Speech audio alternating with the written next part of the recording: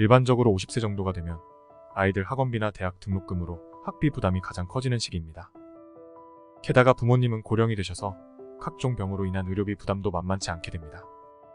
그런데 이와 반대로 직장에서는 50대가 되면 언제 잘릴지 모른다는 걱정으로 눈치를 보며 살아가야 하고, 실제로 임원직을 내려놓거나 구조조정을 이유로 퇴직을 권유받거나 후배 직원에게 지시를 받는 입장이 되기도 합니다.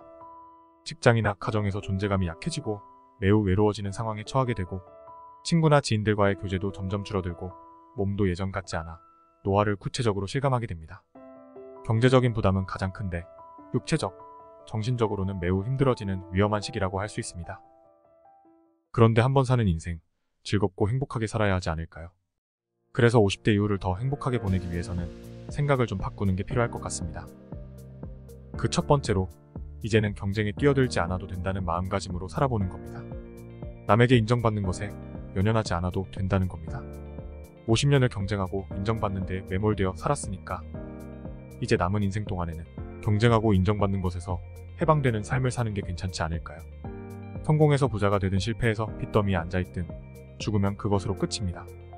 그리고 일찌감치 경쟁에서 벗어나겠다고 결론을 내고 나면 누구와도 어울리기 쉽고 특히 젊은이들과도 어울리기 쉽다는 장점이 있습니다. 젊음을 인정하고 젊음과 경쟁하려는 마음을 완전히 접어버리면 질투심에서도 벗어날 수 있습니다. 질투의 불꽃에 둘러싸인 자는 마침내 방향을 돌려 전갈처럼 자기 자신을 톡침으로 쏘게 된다고 니체는 말했습니다. 두 번째, 자존심을 내려놓으면 선택의 폭이 넓어집니다. 내가 여전히 중요한 인물이라는 착각에서 벗어나는 것이 필요합니다.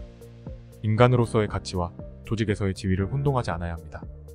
회사 안에서의 직책이 자신의 자존심이라고 생각하고 그것이 무너지면 자기 자신도 무너지는 것이라고 생각하지 맙시다. 남성의 경우에는 은퇴 후 오는 은퇴 후유증을 재취업으로 극복하는 분들이 50% 정도 된다고 합니다.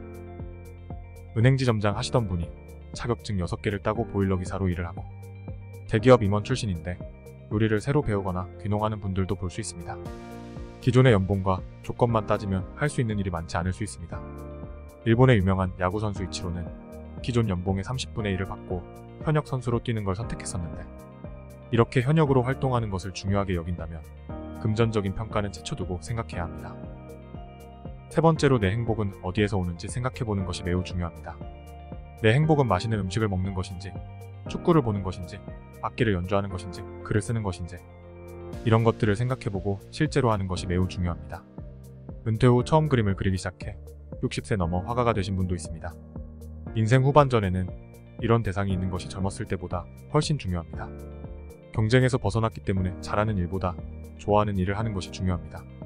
50대에 찾아오는 외로움은 세상의 눈치를 보느라 잊고 살았던 나를 찾는 과정이라고 생각하고 반갑게 맞아주면 됩니다.